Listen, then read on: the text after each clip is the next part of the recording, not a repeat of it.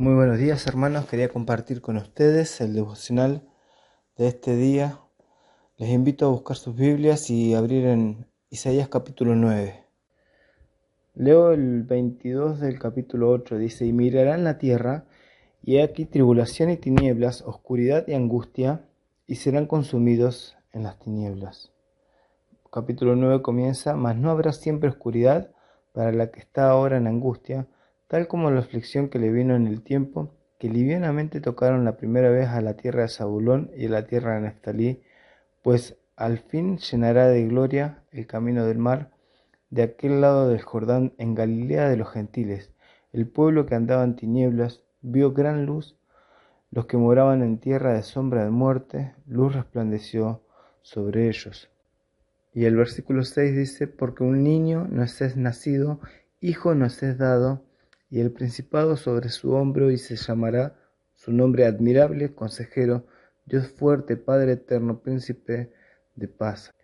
Lo dilatado de su imperio y la paz no tendrán límite sobre el trono de David y sobre su reino, disponiéndolo y confirmándolo en juicio y en justicia desde ahora y para siempre. El celo de Jehová de los ejércitos hará esto.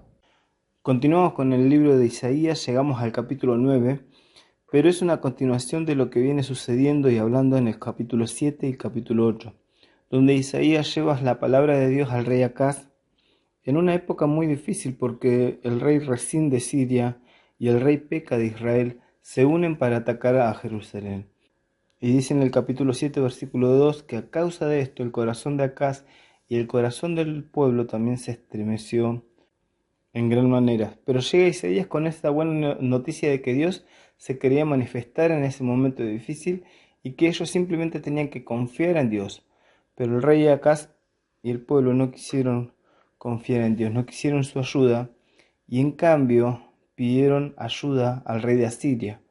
Y no solo esto, no solamente hizo alianza con el rey de Asiria, sino que también le dio la plata y el oro del templo, el tesoro que estaba dedicado a Dios. Él lo sacó del templo y se lo dio al rey de Asiria, y después terminó también adorando a sus dioses. Esto lo relata 2 de Reyes capítulo 16. El rey de Asiria hizo lo que le pidió Acaz, y en el año 733 a.C. derrotó a Israel y a Siria, dando a Jerusalén una falsa esperanza, una falsa paz, porque terminaron convirtiéndose en esclavos de Asiria y también se empobrecieron como nación.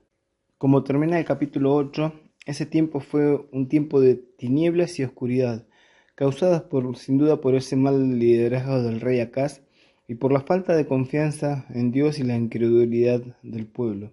Pero el Señor promete que habrá tiempos mejores. No siempre, empieza este capítulo 9, no siempre habrá oscuridad. Él llenará de gloria el camino del mar, tierra de Zabulón y de Neftalí. Se le menciona a esta tierra como Galilea de los gentiles. Este extremo norte de Israel siempre tuvo una gran cantidad importante de gentiles, una porque se encontraba dentro de rutas comerciales, pero también por su cercanía con otras naciones gentiles del lado norte.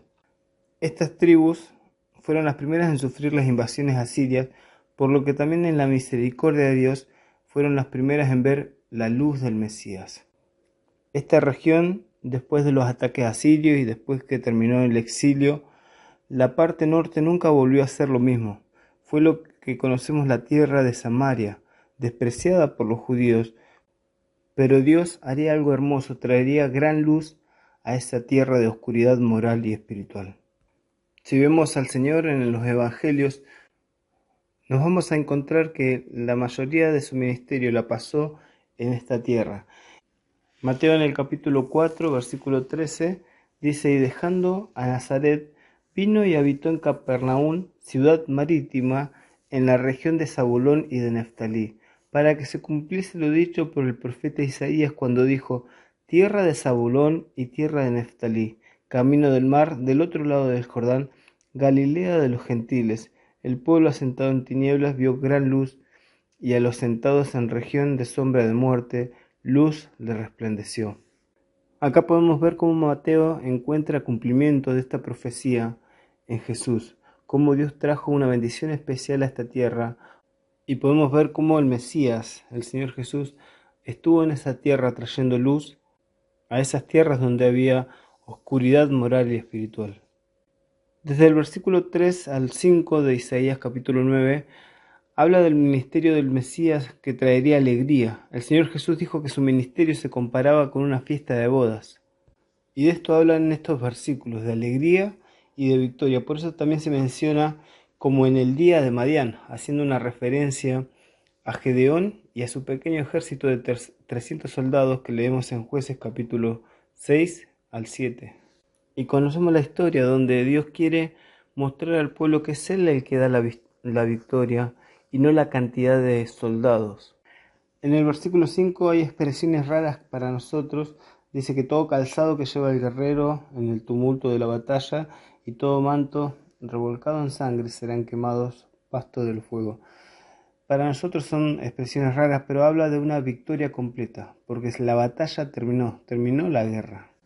Todas estas referencias hablan de una victoria completa sobre todos los enemigos y tiene una aplicación espiritual sobre la obra del Señor Jesús, donde una vez resucitado dice que Dios le liberó de todos sus enemigos. Por eso nosotros podemos estar seguros en Cristo, porque compartimos su victoria. Somos más que vencedores por medio de aquel que nos amó, dice Romanos capítulo 8, versículo 37. Ya no hay un pesado yugo sobre nosotros, no hay una vara, no hay un cetro de opresor, sino que podemos tener esa victoria que nos da el Señor. Dice Pablo en Efesios capítulo 2, versículo 6, una vez que somos salvos por gracia, dice el versículo 6, juntamente con Él nos resucitó y asimismo nos hizo sentar en los lugares celestiales con Cristo Jesús. Llegamos al versículo 6, donde encontramos la profecía del nacimiento del Mesías, y entonces Israel debía recordar que el Mesías que traería esa victoria sería un hombre. Ese Mesías podría haber sido un ángel o también podría haber sido Dios sin tener su humanidad, pero sabemos que eso no lo hubiera calificado para ser nuestro Salvador y sumo sacerdote. Ese niño tenía que nacer. La frase "y llamará su nombre", la idea no es que son los nombres literales del Mesías, sino más bien son aspectos de su carácter y describen lo que él ha venido a hacer. Lo primero que dice es que él es admirable.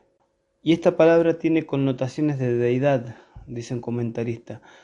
Y cuando estudiamos la persona de nuestro amado Salvador, sabemos que no hay nada aburrido en él y su simple persona nos llena de admiración. Dice que también es consejero, porque este niño sería sabio y traería también sabiduría al pueblo. Dice que es Dios fuerte, es decir, lleno de la fuerza de Dios para poder gobernar. También dice que sería Padre eterno. Y la idea en estas palabras hebreas es que Jesús es la fuente y el autor de eternidad. Él es el Dios creador. Y por último, Él es el príncipe de paz. Él es el encargado de traer y mantener la paz, algo que Acaz no había podido lograr. Y en Cristo Él es el que trajo la paz entre Dios y el hombre. En el versículo 7 tenemos la gloria del reino que traería este Mesías. Una autoridad creciente, una paz sin fin, donde habría justicia. En esta porción que pudimos meditar, podemos ver cómo Dios cambia todas las cosas. Merecíamos esa oscuridad, esas tinieblas, sin embargo Dios trajo a nuestra vida gran luz. Y lo hizo a través de la obra del Señor Jesucristo. Juan dijo que aquella luz verdadera que alumbra a todo hombre venía a este mundo. Recordemos que en este pasaje está contrastando dos situaciones diferentes. Una sobre el reinado de Acaz, donde solamente trajo destrucción, empobrecimiento, oscuridad. Y otro es el reinado de Dios, donde trae luz, donde trae victoria, donde trae paz. Y si lo llevamos a la parte práctica en nuestra vida, es cuando tomamos decisiones. Y en esto tenemos que meditar, ¿son nuestras decisiones tomadas según la voluntad de Dios, buscando la guía de Dios? ¿O son decisiones que tomamos según nuestra sabiduría, lo que nosotros pensamos? En Efesios capítulo 5, versículo 8, dice: porque en otro tiempo erais tinieblas, mas ahora sois luz en el Señor. Andad como hijos de luz, porque el fruto del Espíritu es en toda bondad, justicia y verdad, comprobando lo que es agradable al Señor. Después va a decir que no participemos de esas obras infructuosas de las tinieblas. En el versículo 15 dice, mirad pues con diligencia cómo andéis, no como necios, sino como sabios. Dios trajo luz sobre lo que éramos antes, que éramos tinieblas, dice, y ahora tenemos que andar como hijos de luz. En todo lo que hacemos, en todo lo que decidimos, tenemos que mostrar que tenemos esa luz que viene solamente de Dios, de la sabiduría de Dios. Y por nuestras obras se va a ver quién realmente gobierna. O son nuestras decisiones que traen oscuridad, o es Dios quien está gobernando nuestras vidas y se va a ver que andamos como hijos de luz. Espero que esta porción pueda haber sido de bendición, que podamos ver la persona de nuestro Salvador con estos atributos, con estos títulos y admirarle, que podamos alabarle y que también podamos ver y contrastar cómo está nuestra vida al haber recibido de esta luz. Que tengan un hermoso día.